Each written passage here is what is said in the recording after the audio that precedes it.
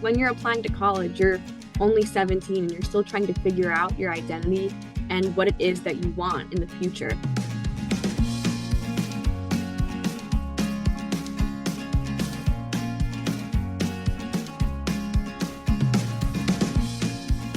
Hey CBMers, welcome back to College Bound Mentor, where we help you survive the college application process and beyond. We're your co-hosts, Lisa, Abby, and Stephanie. And today we are talking about early decision. What happens if you don't get into early decision school, and how do you move forward in the application process regardless? Now that all of the early decision results are back, there are students who are elated because they got into their first choice. There's, of course, students who are disappointed because they either got denied or they got deferred, which can sometimes put you in this very awkward state because you're wondering, why didn't I get in, and what could I have done for my application? And a lot of times the answer is there's nothing that you could have done, and you just have a really strong application. There's just too many applicants. So we thought it would be really helpful to go back and listen to one of our first interviews that we did with Zoe Shack, who was indeed denied from her first choice school last year, but instead saw it as an opportunity to focus in on what really mattered to her when it came to the college decision and where she was going to ultimately end up going. And I think it's really helpful to hear that, particularly if you're wondering how this is all going to pan out. So let's take a listen to Zoe's interview. Well, I'm very excited to have our first guest on the College Bound Mentor on our podcast, and I'm very excited that we have Zoe Shack here with us. Zoe she's finished her senior year at Mount St. Mary Academy, which is an all-girls Catholic high school in New Jersey, and she was top of her class. She was from top 10% of her class, which is pretty amazing. She's very involved in her community. I think of her as a community-oriented, intellectually curious leader and an incredibly strong communicator. And I'm just delighted to have Zoe here. So welcome, Zoe. Hi, thank you so much for having me. So Zoe, why don't you start off before we talk about it, your early decision experience and also your overall college application journey. Tell us a little bit about what you were involved in at high school.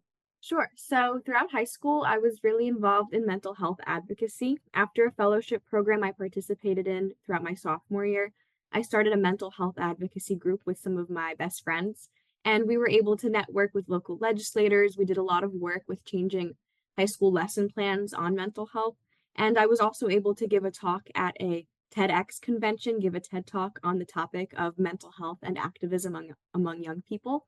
From there, I also got involved with a lot of voting rights advocacy and voter registration work. I worked as the youngest paid member of a voter registration nonprofit called Voters of Tomorrow throughout my senior year and part of my junior year. I was involved in speech and debate as a captain. I was president of Junior State of America at my high school. And I was also really into music. I played drums for my school band and my church ensemble as well. Wonderful. So you were a very busy, very engaged student. And I'm just wondering, what got you interested in mental health advocacy? It was something that I was always passionate about from a psychology perspective. I loved taking psych courses over the summer through Johns Hopkins CTY program when I was starting out with high school. I was always really interested in reading about it and the way that patients were treated and how people were perceived based on certain conditions that they may or may not have. And once I got involved with this fellowship program, Civics Unplugged, I really started to notice that mental health is one of the issues that a lot of young people can reach a very clear consensus on when so many other issues divide us in this day and age. Because most of the people that I spoke with agreed that mental health is a real concern and it's something that should be discussed in schools and communities and classrooms. And from there, I was encouraged to create a project proposal, and I was one of 5 out of about 300 fellows to have their proposal selected, and my project was fully funded by the organization. That's amazing. And were you able to see the impact that your program had in your high school or in other high schools across the country?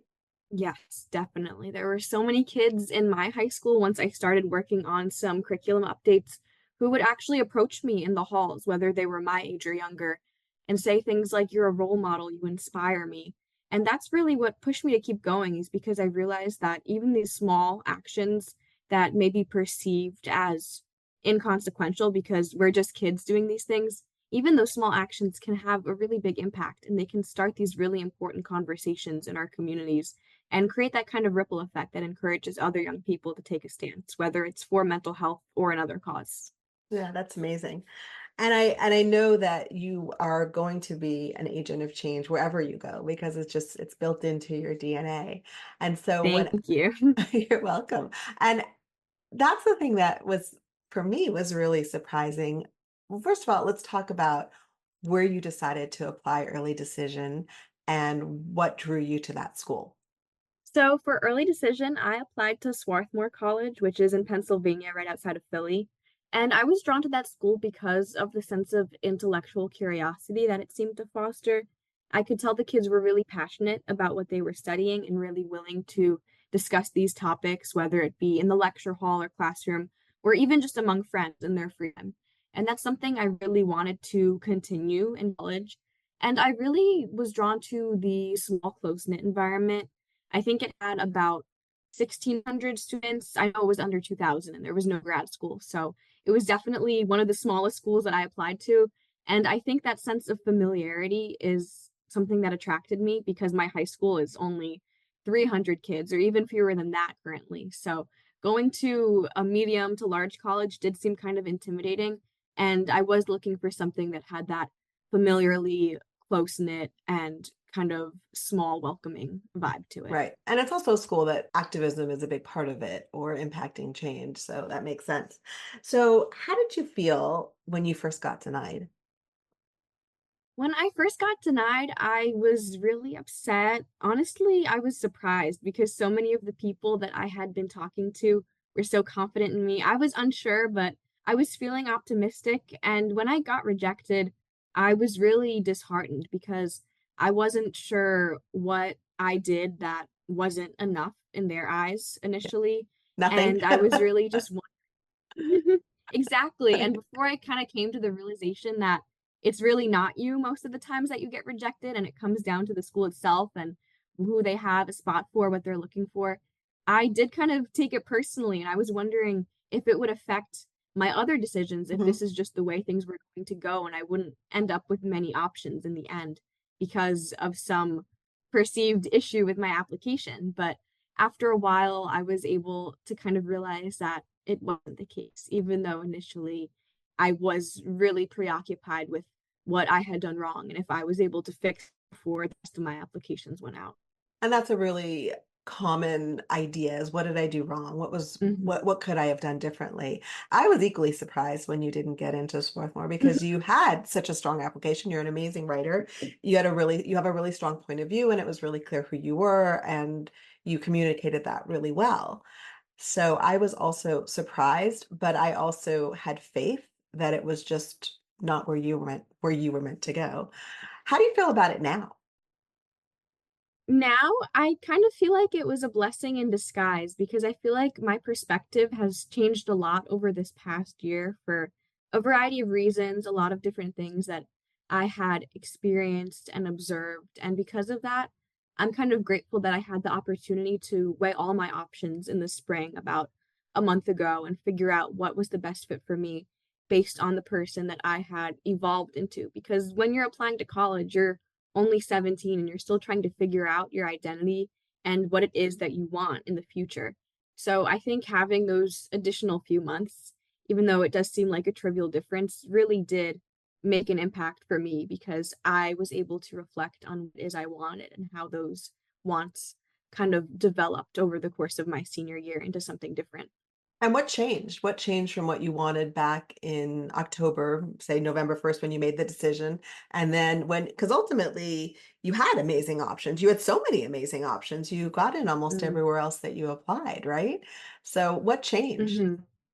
For me, the main factor that changed was just the size and the overall nature of the school that I was looking for. Because initially, when I first started this process, you remember, I was exclusively looking at the small liberal arts Yes. schools, and everyone Yes. around me was kind of saying, you should try to broaden your horizons, maybe look at some bigger universities in addition to these small colleges. And I wasn't really open to that. The first time that we drove by Villanova as we were looking at all the other Philly schools, I just didn't even want to entertain the Yeah, possibility. But I right. think as the year progressed, I realized that going to a really small high school does have its benefits academically, but it can also be a little bit challenging in some aspects to be in a small environment for someone like me who is definitely a more extroverted person and likes to be involved and network with all different kinds of people and talk to a new person every day. And as I got older and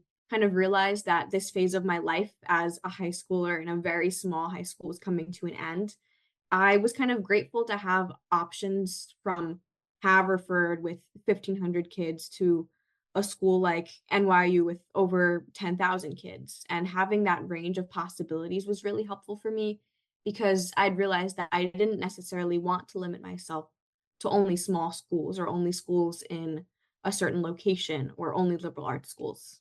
Right. So you brought in your expectation and or your desires or what you felt like you could handle and what you would do well in.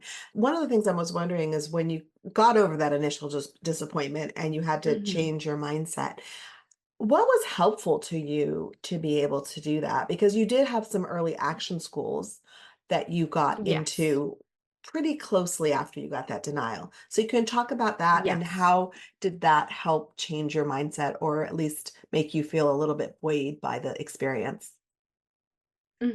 I think having those early action schools from the get-go was definitely something that made me feel a lot more confident in the possibilities or opportunities for me because Seton Hall was the first school that I heard back from in October, which was a lot earlier than any other. I got in, I received a scholarship, I got into the honors program, and I was able to just kind of take that deep breath and say, I know I'm going to college somewhere. And it was a good option that I did like and resonate with. So I figured that having that would be a great option no matter what else happens. And then from there, I got into some other schools like Fordham, Rutgers, Villanova, and from there, even though I wasn't really sure what I was leaning towards because I wasn't sure what other possibilities might be out there, it felt really good just to have those options no matter what and to start researching those schools in depth from a different perspective since I had gotten in. Because I feel like there is kind of a shift between looking at a school as a prospective applicant and as someone who's been admitted and is looking for different aspects of student life and not just worrying, are my scores high enough for me to get into a school like this? Right. So having those schools, having that safety net was really helpful. And you bring up a really good point because when you're looking at a school as an applicant and trying to understand if you are admissible, there's a very different mindset than when you're looking at a school that you've been accepted to and you recognize that Mhm, now I'm in the driver's seat. Now I get to really think about what it is that I want from a school. How did that change for you? And what were some of the things that you size was one that you talked about, but what else changed? mhm, And how did you weigh your options when you had it? And what schools did it narrow down to when you were making your final mhm. decision? I think for me, a factor that became less and less important throughout the process was honestly the perceived prestige or reputation of the school. Because obviously, I love Villanova and I think it's a great place, but I definitely don't think it's perceived as academic as some of the other schools like NYU that I was admitted to. Mhm. Or And I know a lot of Haverford, people have that mindset. Or right, Haverford, exactly. right, which was very similar to Swarthmore, right? Yes, and that's definitely one thing that drew me into Swarthmore in the first place was that level of name and the things that it's associated with when you say that name. So that's definitely something I was super worried about at first, but throughout the process, I kind of shifted from saying I have to just go to the school with the lowest acceptance rate out of everywhere I was admitted to figuring out where will I be happy? Where can I see myself living? Because as that reality kind of approached, I started thinking about, where am I going to wake up in a dorm and feel happy? Where will I be able to get involved in the way that's the most suitable to me as an individual? Where will I be able to appreciate the campus and the location and all that has to offer?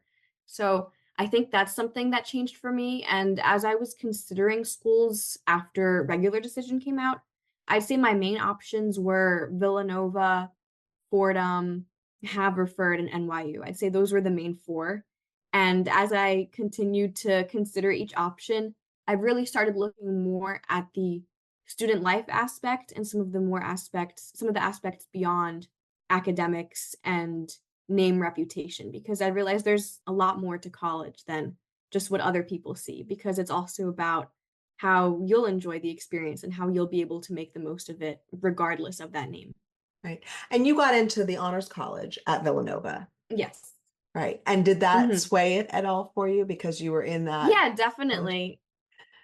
I vividly remember opening the letter in school. I just, for some reason, felt the need to check my portal again for Villanova Uh-huh. that day when I was sitting in class, and I saw this big alert that I had an update to my application. I wasn't really sure what. I clicked on Right. it, and then there was all this confetti, and there was a notification that I was admitted to the honors college, which I honestly did not even know existed when I was applying. So Right. I was really surprised about that. I was really excited because initially I was very happy to be admitted, but it wasn't exactly a front runner because I was concerned about the size and the prevalence of Greek life and a lot of aspects that kind of deterred me from other similar schools. Mhm. But once I got into the honors college and I started looking online at some of the students and some of the things that it could offer to me, I've realized that it would provide a lot of opportunities and I'd be able to find my people even in a bigger school because they always say you can make a big school small, but you can't always make a small school big. And I figured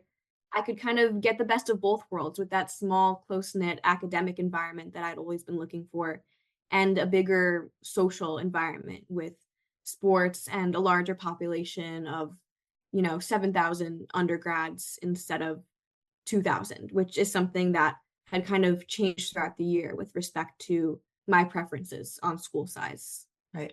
And that's a really good point. And I think a lot of people overlook the honors colleges as really good options. If you want that small school experience or you want, and even though 7,000 is a medium-sized school, it's compared to your high Mhm. school, it's still quite big, but it does give you that opportunity Yes. to have that intellectual rigor and those small conversations and seminar style classes within a larger environment. Looking Yeah, back, if you had to definitely. do it all over again, God forbid, right? Would you think that Smarthra would have been a good fit for you? I think it would have been a good fit. I think I would have, been fine and found my people, found my place academically, but I don't necessarily think it would have been the best fit out of all the schools that I was looking at and was admitted to. Because, like I said, I feel like I changed a lot and evolved a lot throughout the year with respect to what I was looking for and the kind of things I was hoping to get out of my college experience. And for that reason, I was really lucky to have the opportunity to choose from so many schools rather than simply having one from December onwards and not being able to weigh my other options or even see my other options because I would have had to withdraw from all those other schools I got into. Yeah, it's true. Sometimes it's really is a all for the best. Things always happen for a reason.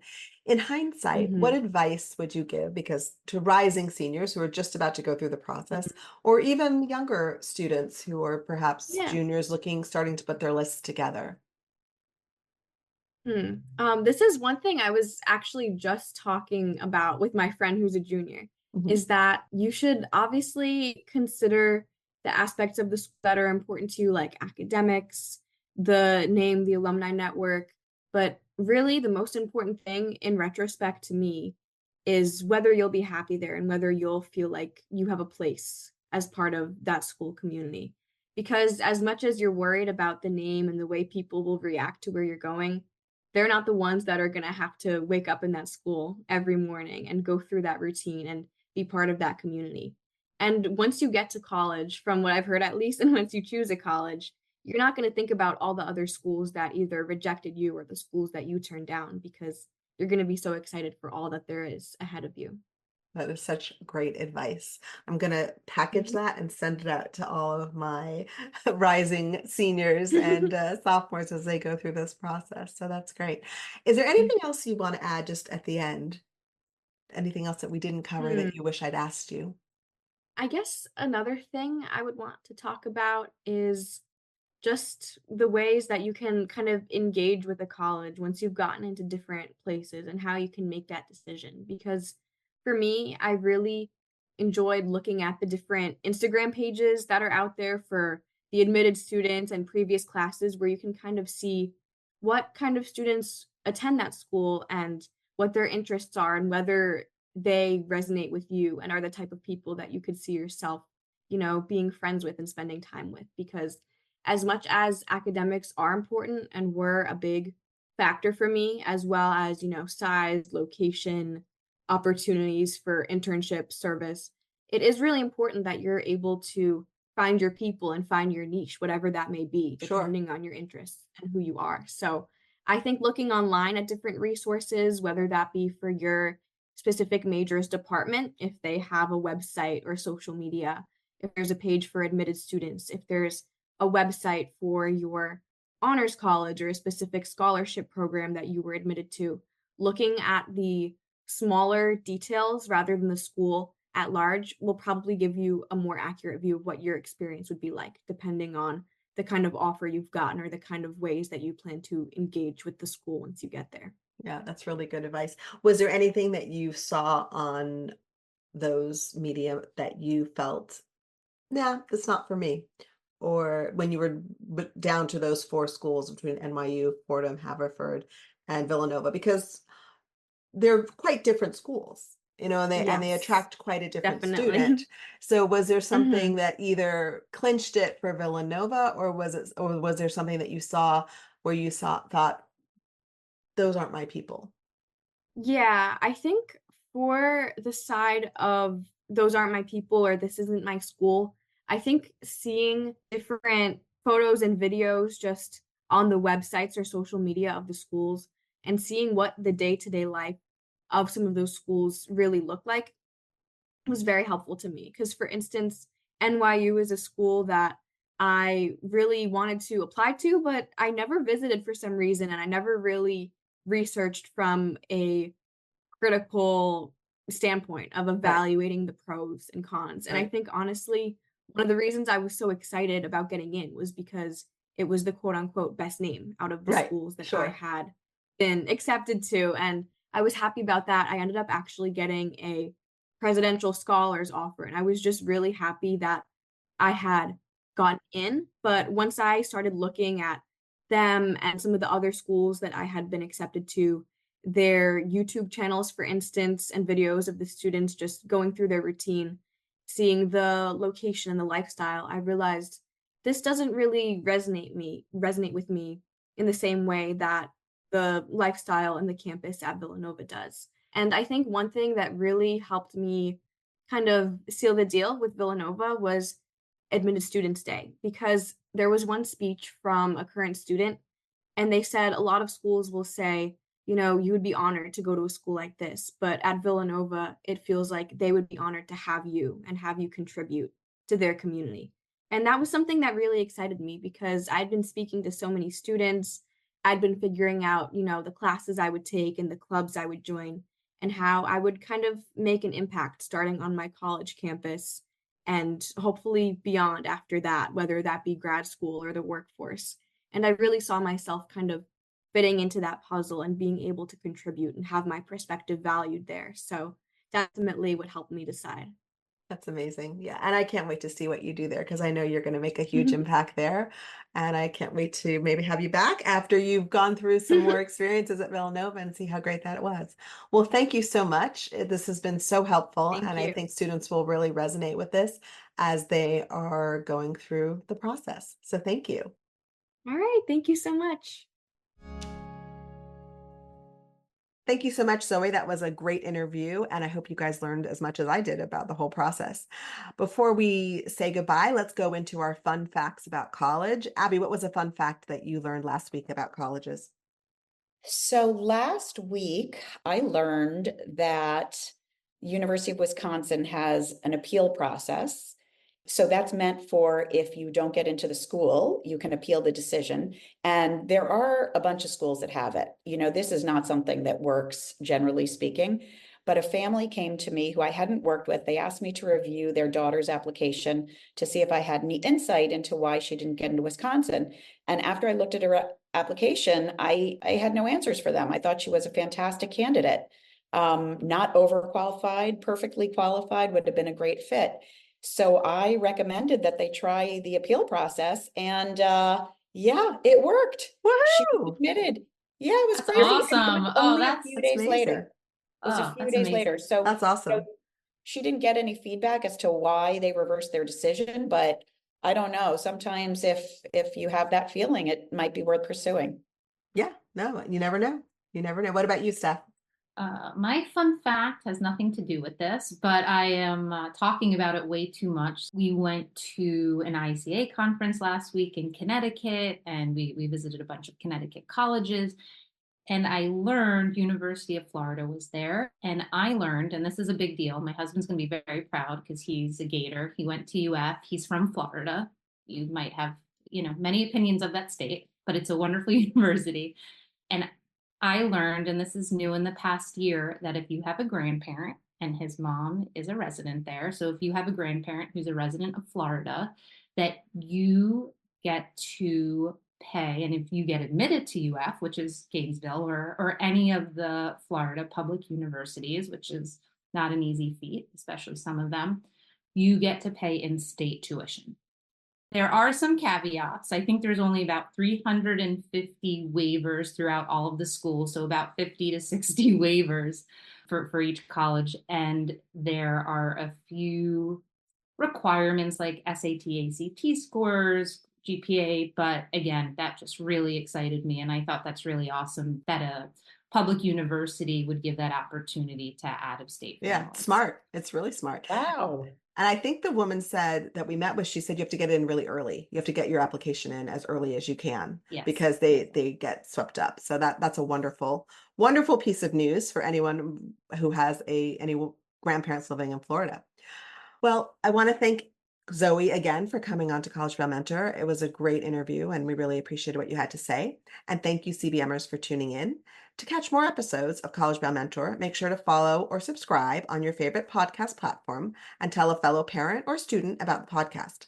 To learn more, visit collegeboundmentor.com. Until next time, you got this.